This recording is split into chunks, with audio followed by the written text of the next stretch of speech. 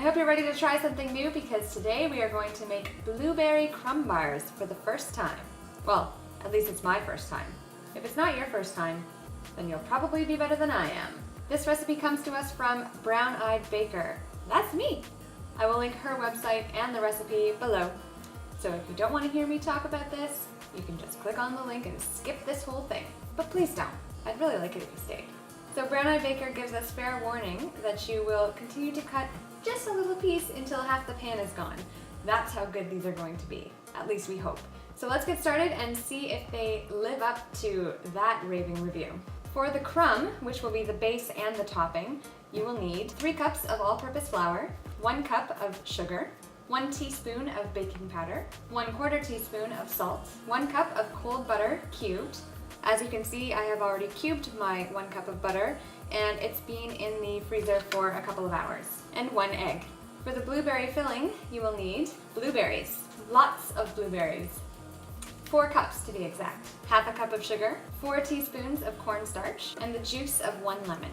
So I've preheated my oven to 375 degrees, and I've also greased and lined a 9 by 13 inch baking dish. Mine is glass. I'm sure you can also use metal if that's all you have, but I'm using glass because that's what she used in her post, and I'm going to try to follow the recipe as closely as I can. So first we're going to make the crumb, which is very reminiscent of shortbread. Can't go wrong with shortbread, very buttery.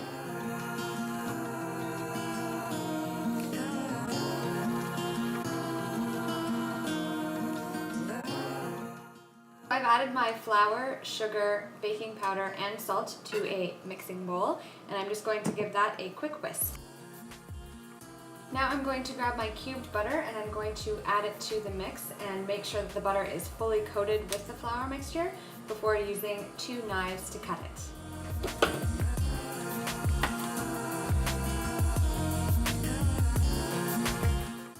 Cutting the butter sounds exactly how it looks. With 2 knives, you're just going to cut across, sort of like you would a meal. If you have a pastry cutter, it will be a lot easier to use that.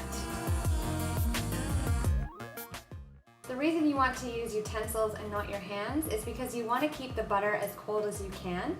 It will make for a much flakier crust.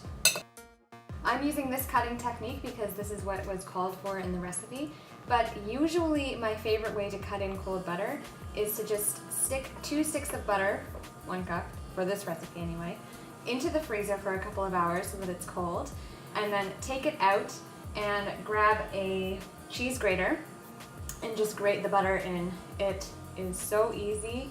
Well, it's not easy. It will definitely give you an arm workout, but the end result is perfect. It's ready to be frozen if you're rolling it out into a dough, or as in this case, it's ready to be pressed right into your pan. So right now, I would not recommend using 2 knives because I'm really getting nowhere. So I'm going to fast forward so that you don't have to watch me cutting this butter for the next hour. And we'll pick right back up when we're ready to add the egg. Alright, now we have our crumbly dough. It really only took a few minutes to use the knives to cut in the butter, but you will see that it's very crumbly and that each piece of butter is about pea size or smaller. So that's sort of what you're looking for. Let's add the egg.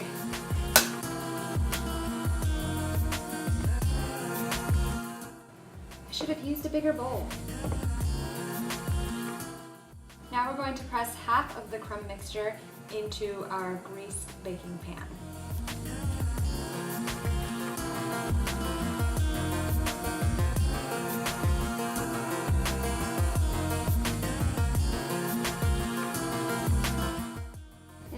Pat it in so that you have a nice even layer.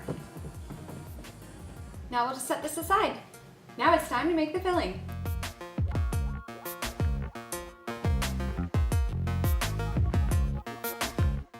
So I've added my sugar and cornstarch to this mixing bowl. I'm just going to give it a quick whisk.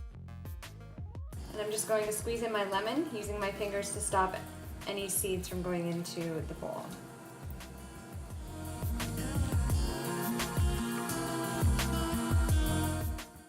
The lemon will add a hint of flavor, but it will also help to preserve the blueberries once they've been baked. So we'll whisk again until it's all blended together. So you should have a thick lemony paste. Now it's time to add those blueberries. So it turns out 2 pints of blueberries is equal to 2 cups. Good to know. Now we'll just gently fold the blueberries so that they're coated with our lemon mixture. Oh, it smells like summer. Our blueberries are coated. And now I'm just going to eat them. Now we'll take our base and we're going to add the blueberries. And you just want to make sure that they're spread evenly on the pan.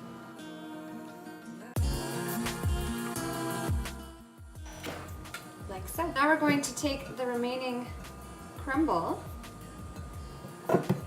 Just give it a quick mix there.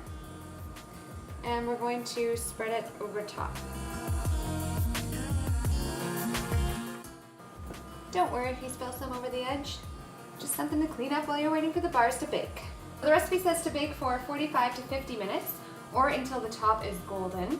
So I'm going to keep an eye on it probably after 30 or 35 minutes just to make sure that it's not over baking because again, my oven runs hot. Let's put them in. We're back. Look at this. Smells like blueberries and butter. So this ended up being in my oven for just about a half an hour, maybe 32 minutes. Did not take as long as the recipe called for, but I'm going to blame that on my oven. So, if there's one tip I can give you, it's get to know your oven. Mine is a feisty one. You're supposed to let this cool completely before cutting it up. I'm not going to do that. I'm just going to cut a very small square. I don't even think it's going to be big enough to be called a square out of the corner here because I'm actually going to be taking this with me this weekend for a very special family event that's going on. I'm always just taking my baked goods with me for the weekend. But I do want to try it for you guys to see if it's worth baking up. So far, I would say yes, it looks delicious, it smells great. It was relatively easy to make. Again, I would definitely cut the butter in using a grater rather than using a knife or a fork, but you live and you learn. Oh.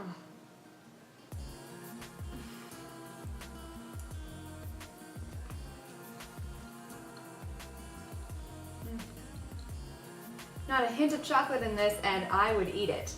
Thumbs up to that. So there you have it, another success. I love trying new recipes, especially when they work out, because this one will definitely be added to a permanent recipe collection. I hope you enjoy it as much as I do, and if you have any ideas for new recipes that you want me to try, link them below in the comments. Thank you so much for baking with me. If you want to see new videos every Thursday, don't forget to subscribe. Have a great day. Bye.